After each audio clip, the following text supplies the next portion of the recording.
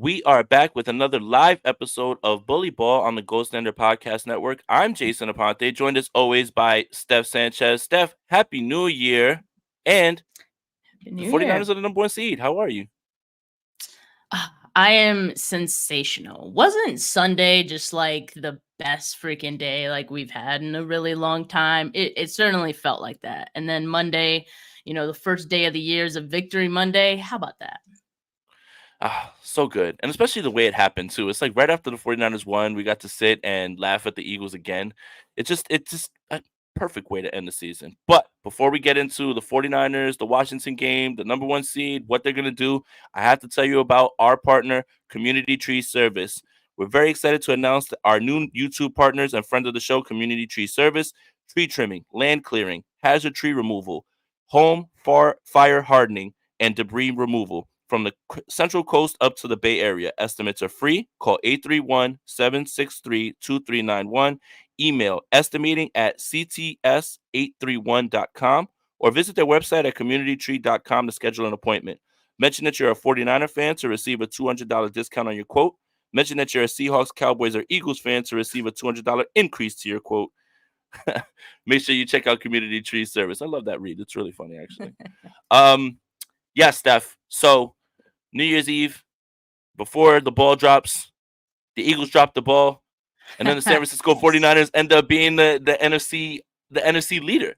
And I sent out a tweet sarcastically, but I think this is kind of true. I was like, I tagged the Arizona Cardinals, and I said, for once, can you please have a big win in your franchise's history? And they got it. So congrats to the Arizona Cardinals. Congrats to the San Francisco 49ers, more importantly. Steph, react. Yeah, there was a couple times watching that score because I couldn't watch either game live, but I was following on Twitter and of course following what was going on between the Cardinals and the Eagles. And I know at one point we were feeling like it's probably not going to happen. The Eagles got up kind of early in that game. They had the pick six and everything. And so I think we were just ready to accept the fate at that point. But then the unexpected happened and it became a close game. And I mean, you saw the reactions of the players reacting to it. I thought that was a really cool moment. They're just like us for real. And that's pretty much like how we were all reacting to, the situation and the unlikeliness of it all. And, the football gods are fans of the 49ers, I guess. Yeah, it just gives us another opportunity to laugh at Philadelphia, who are just in absolute shambles. I mean, they are just not a good team right now. They're They're just unwell. not. They They wanted to are fire not well. Sirianni. Right. I I, mean, I I saw think those he tweets should be. I already. mean, it starts with them. It starts with him. And I guess the football gods are not Rocky Balboa. But the the thing about this that's so important, right, is we actually have in this Washington game a Christian McCaffrey injury. We're obviously waiting for word on Eric Armstead. We've got Javon Hargrave nursing a hamstring. And now the San Francisco 49ers don't have to do anything this week. They can do whatever they want. It's their world, right? Like it's you can play the guys for a quarter, play them for a half, don't play them at all. But the 49ers won't be playing a meaningful game for another 2 weeks, and that'll be in the divisional game. Which, by the way, anybody trying to look for tickets to that game, I hope you're taking out a second mortgage for your home because my goodness gracious, I mean, I've been to an NFC Championship game in which I've almost paid $1,000. But man, that is an absurd, hottest ticket in town. Let's just say that. Let's just say Yeah. that. But the 49ers are not leaving the West Coast again. They're not. And now the question becomes, what do they do in this regular season game now? We obviously know Christian McCaffrey is not going to play, but there has to be a little bit of a balance between rust and rest. And at what point do you say, "Hey, we need you to get some work in, keep yourself sharp, and then we can get you, into the bye week and everything as well too."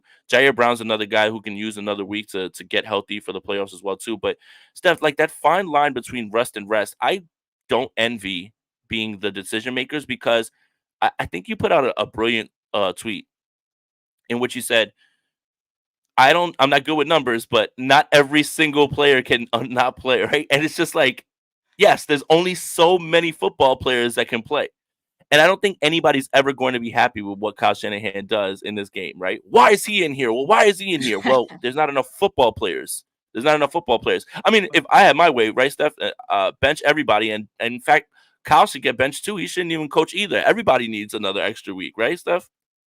Yeah, I mean, you know why I tweeted that, right? Because I'm just Of getting course, ahead of of all course, the people, all the outrage that I'm going to see inevitably, next Sunday when everyone's like, why is he out there? One player, maybe slow to get up. He shouldn't be out there. All the outrage, right? I was just trying to get ready for it.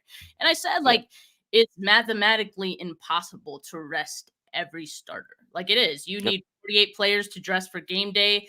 At least 22 players have to get snaps, few more if you add like special teams players and all that. So again, it's just mathematically impossible to rest everyone.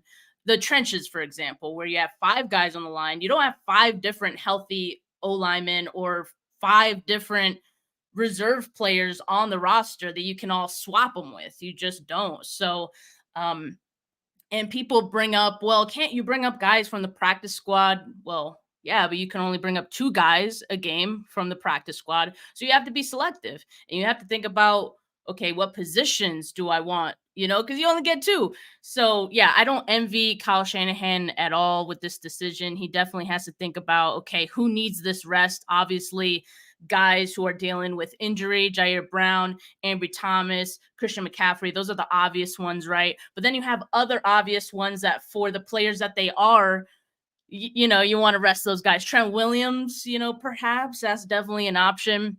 And Kyle was asked about this yesterday when he spoke with the media, and he said, quote, not as many players as you would think, are going to be resting. It really is a hard thing to do, and it's not always the best thing to do too. So we're going to take everything into account. And he's right about that. Like, you're not just weighing the risk of injury, you're also weighing, okay, can we afford to rest this player for 2 weeks? Will it do more harm than good? Is it going to make them rusty in the divisional round game, right? That's something you don't want. Kyle also mentioned how it can change practice habits. Like, guys know they're not going to play. Okay, I'm not going to practice very hard. And then that could develop and trickle into the following week, right? Bad habits. And you know how much Kyle loves practice. So it isn't as easy as us head coaching from our couch want to make it seem, right? So that's why Kyle is going to talk to the coaches, players, think on it. It's a tough decision. So, whatever he decides, I'm going to be like, okay, Kyle, like clearly you think that's right for the team, and we're just going to roll with it. yeah. And then you have to think about some of the guys that haven't been playing, right? Like Jawan Jennings is going to show up. You want him to ramp up a Yeah. little bit because he's Yeah. been missing on third down, it feels like. So you want to get him ramped up for this game as well, too. But you also want to get him ramped up with his quarterback, not the backup, right? Like you want to make sure that connection is still there as well, too. So it's a fine line to walk with this whole rest thing, right? Like Yeah. it's not as easy as, well, just give them 2 weeks off and they'll be ready to roll. No, you cannot afford to slip up in the divisional game and have a quarter or two of rust, right? Like it doesn't matter who the opponent is, because that's when you find yourself in a hairy situation. Now, if you're sharp and you're ready to go, I do believe in being hot. And this is what Fred Warner was talking about in that quote that Mm-hmm. that was like floating around about the number 1 seed. He wasn't saying that he doesn't care about the number 1 seed. He was saying that you can have the number 1 seed and not be playing your best football and get bounced. And he wanted to play his best football, he was saying. And I think that is very valid as well, too. So there is a very fine line with this. I don't envy this position that Kyle Shanahan's in, but you have to trust in him to get it done. I mean, this is, again, they've ticked all the boxes for the regular season awards, whatever it is, goals, I should say, that they wanted. So this is another good thing, right? But it's going to be interesting to see how this plays out, to see who plays. But yeah, I can't wait for Jawan Jennings to like limp off the field. Why is he playing? He has to play. There's not that many receivers. Like it's just he has to play. So, just brace yourself for that. Just a little bit. This feels like there's gonna be no perfect way to handle this, and there's people are still gonna be upset one way or another. But let's talk about this Washington game. So I'll be honest, Steph, we didn't do a show before, but if we did and we were talking about this Washington game, I would have said Niners by 300. This is a team that is in shambles. I mean, they literally just gave up 27 points to Trevor Siemian and the New York Jets. They have no starting cornerbacks. I mean, Benjamin St. Juste is out. Our old buddy Tariq Castro Fields had to start, and he left in this game. And it's just like, man, the Commanders, they're in trouble, right? And Brissett's starting. No, wait, Brissett's not starting. Sam Howell's starting. Oh, yeah, Niners by a million. that this one was a little bit of a struggle. It wasn't always pretty the whole time, and a lot of people were a little bit nervous during this game for a little while. And that's totally understandable. And again, me watching, like not watching the game live, but checking people's tweets and then watching the game over, later in the day, I was expecting like a terrible first half, which it wasn't even like a terrible first half from the 49ers, Mm. but obviously they left points up on the board. They let the Commanders score and the game was close going into the half. But you see what happened after halftime, and the 49ers really locked in and said, guys, let's go out and just win this game. And then, Yeah. they pretty much could just decide when they want to turn it on, right? And I kind of felt like going into the game, that's kind of how both teams felt. Like it felt like the Commanders expected to lose the game, and it felt like the 49ers expected to win the game, like no matter what happened, right? So I feel like it was light work for the 49ers, and they were just trying to, okay, let's get this monkey off our back the previous week, dust it off our shoulders a little bit, and let's just get out of here with the win and not any more injuries, right? So it just felt like a game where they, I don't want to say they didn't try too hard, but I think we know it could have been a little, like you said, it should have been Niners by a million, right? So I don't know. I think they were just trying to get out of there with a win. And I just will say about Brock Purdy, like it felt like he wasn't trying to do too much. He was just taking what the defense was giving him, but not in the like overly aggressive way. So I feel like we saw a slightly different Brock than maybe we saw the previous week. Clearly, like not talking about the interceptions, but just talking from the standpoint of his aggressiveness and pushing the ball downfield. Like I felt like he was a little more, I don't have to get the big play here. I could just, get this check down and just moving the ball that way and executing, because that's what he said he needed to work on after that. After all the picks in the Ravens game, it was just like, I kind of lost my way and I wasn't really executing. So it felt like this week he was just focused on simply executing. Yeah, and the offense wasn't exactly, it wasn't that it was bad, it was just in the red zone they Right. were leaving the points up, right? And I Yeah. think there's that incompletion of Juice, which he falls down, but that ball was a dot. Like Purdy Yeah. put it right where it needed to be, man. It was so good. But I think the concerning part wasn't necessarily that they weren't moving the ball. It's just you got to finish down there. Right? Mhm. And that's just the bottom line. I mean, the 49ers have been very efficient in the red zone, but you can't do that in the playoffs, right? Again, so and then you're looking at the opponent and it makes people a little bit nervous. Like, okay, look, it's an inferior opponent and you're having trouble in the red zone. Is this going to be it's probably a one game off thing. Like it's not something that I would be necessarily concerned about. The way that I'm choosing to view it is, again, the 49ers haven't found ways to win games other than blowouts really at this point. And this one kind of felt muddy, right? Kind of felt a little bit weird. Things weren't exactly clicking the right way. And, that was kind of encouraging to see them be able to say, like you said, all right, let's stop this out and let's finish this now. Like, let's get it done. And, Mooney Ward gets an interception. Lenore gets an interception. Lenore almost had two, man. I was very Mhm. shocked that he didn't get that second Yeah. foot down, man. That was really impressive. But and then you think about Christian McCaffrey not being in this game for large stretches. I got to say, the biggest thing that I walked out away impressed with is Elijah Mitchell back. He's all the way back, man. He's all the way back. Wow. Hey, that was the best he's looked since his rookie year. Mm. Yeah. Seriously. That was the best he's looked since his rookie year. I mean, it's so nice to know that if he was pressed into duty and he's going to get his shot this week again to continue rolling, that maybe Christian McCaffrey doesn't have to be on the field all the time, or maybe Christian McCaffrey can be split out wide and you can have Elijah Mitchell. This can kind of really open things up a little bit more if you can start to rely on him. But it's really nice to see Elijah Mitchell get back in the mix because the injuries and even when he's been there, he's looked less than explosive. But that's the best he's looked since his rookie year. And I think when he scored the touchdown, which was his first since week 17 of last season or something like that, I believe. Mhm. George Kittle was pretty excited. So I think these guys remember, Elijah Mitchell was the rookie. He broke the rookie record for rushing. Like they pulled for this guy, right? Like so, I think it was pretty cool to see him get back in there. So I think that's impressive, and I think that was something that I walked away with. Yeah, everyone, gets really frustrated about Elijah Mitchell and man, like he's always hurt. Why does he continue to get opportunities? Put Jordan Mason in there. But then you see Elijah Mitchell, when he's healthy and he gets his opportunity, he's a really good back. And that's the reason that he gets his opportunity among other things. But the fact that McCaffrey had to leave this game, the fact that it was Mitchell's first game back after, multi-week absence, and he was able to put up 80 yards and 4.7 yards per attempt is, that's impressive and is good to see, because yeah, they're going to need that next week. Hopefully they can use that in the playoffs as well. And yeah, guys like Elijah Mitchell, they pull for him. I'm happy for him. It seemed like the 49ers were maybe playing it safe and in keeping him out as much as he did and just trying to get him to 100%. Like, we don't need to rush you back. Let's get you to 100%. He looked like he was 100% on Sunday, and those are the results you get. Yeah, that's a really good thing going into the playoffs. Just because we never know what's going to happen. I know obviously Christian McCaffrey's going to have 2 weeks off, but Elijah Mitchell being able to be a 1-2 punch and kind of give McCaffrey a lighter load, it would be huge. It really would. So that's something that was really encouraging coming out of this game. Something else that's very encouraging is that Brandon Ayuk is fucking good at football, man. I just want to make sure that I say that out loud. Another 100-yard game. I think we talked about it, right? Like, Brandon Ayuk, we knew was always open, but this thing has been unlocked with Brock Purdy. Like, it's completely different. Like, their rapport is so different.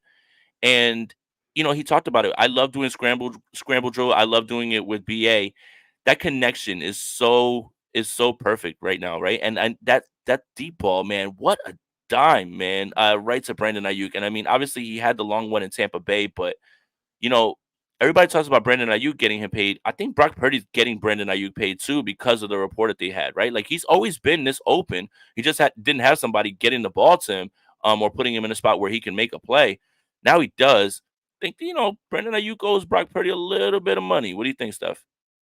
Yeah, I mean, and I think Brandon Ayuk feels the same way, right? Because he got over 1,300 yards on the season, and he posted a picture to, I guess, like, celebrate, commemorate that with a picture of Brock Purdy, because Brock Purdy's number 13, and he added 2 zeros at the end. So to me, that was a little, symbolic, giving some props to his quarterback as well. And yeah, they have great connection, especially on those scramble drills, like you mentioned. And I think that's something that has always been there with these two this season. Like, watching the all 22 and watching like all those times that Purdy does escape the pocket, you see Ayuk like move to where his quarterback is going to make sure that he's in good position.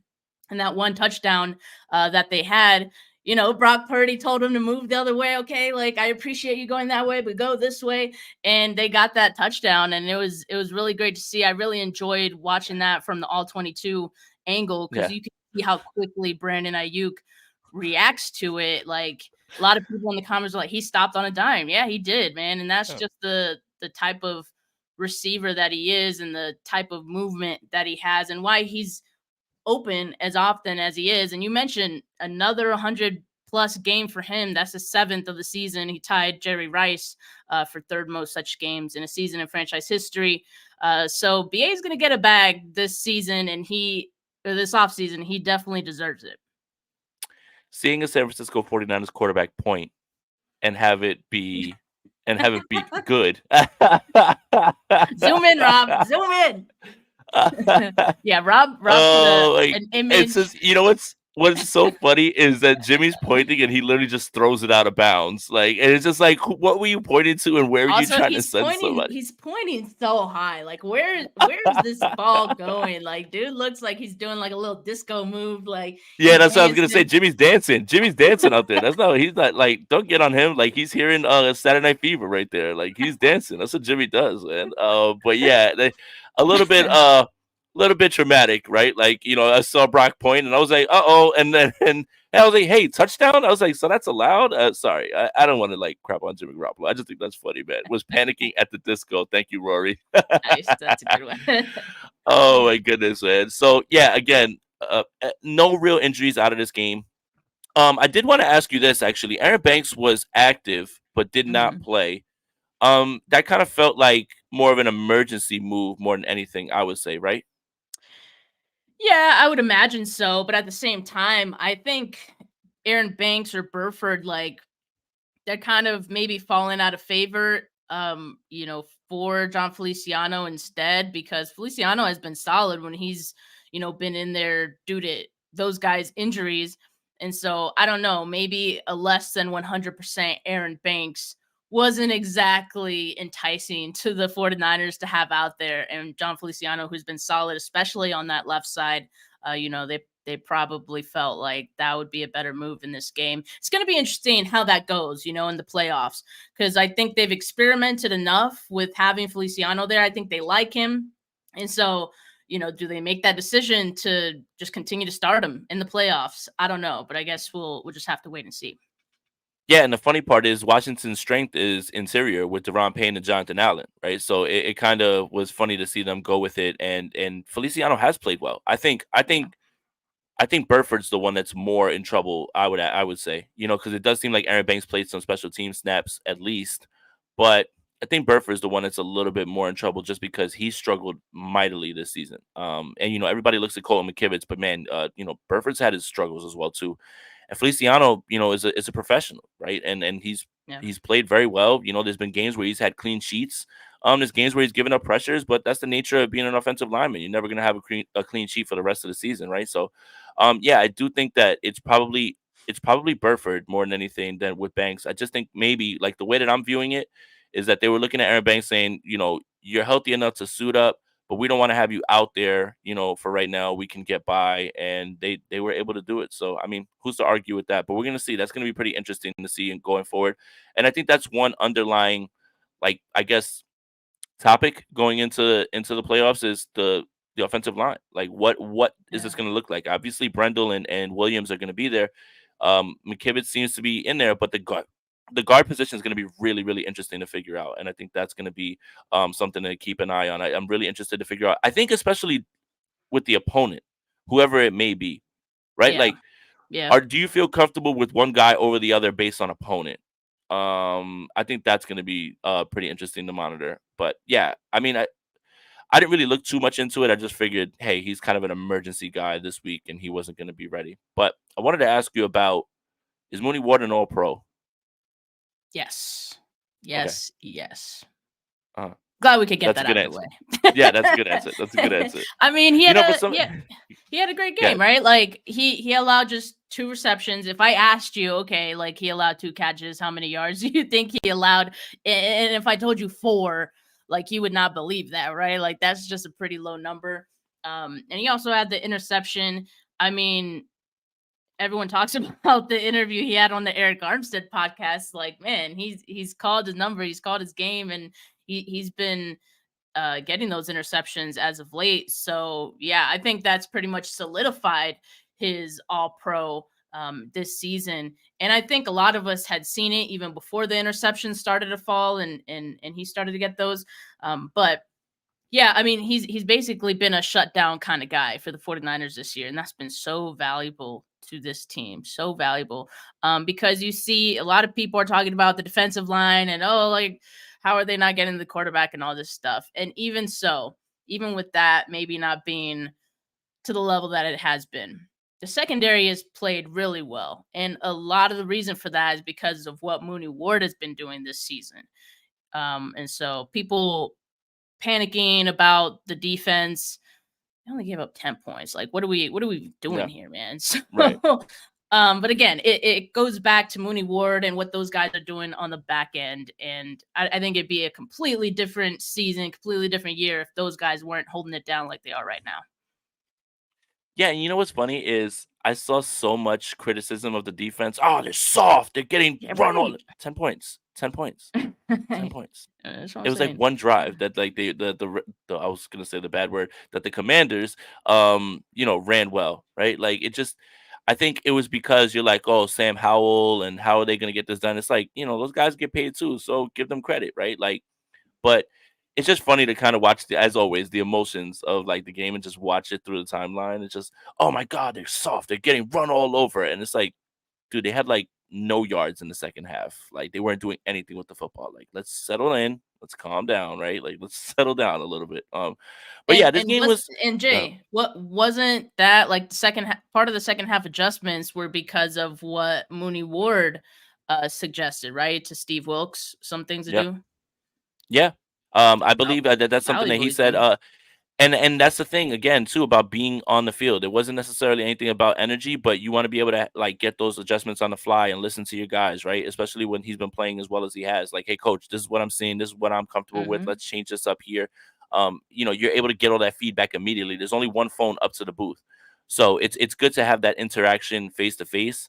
And it's good to look at the iPad or whatever it is, a Surface tablet, with them and go through what they're seeing. So yeah, I mean, again, for everything that's happened this season, obviously the season's over. There's one more game left, but Steve Wilkes has done a really good job. And I think that that is something that we should acknowledge because so many people wanted to hand him his, walking papers, a long time ago. But after the bye week, he fixed it, and it wasn't necessarily all because of Chase Young. I think there was a lot of things schematically that he changed that were great, and one of them is allowing Mooney Ward to go ahead and travel with your favorite Hmm. receiver, and Yeah. and that helps out a lot.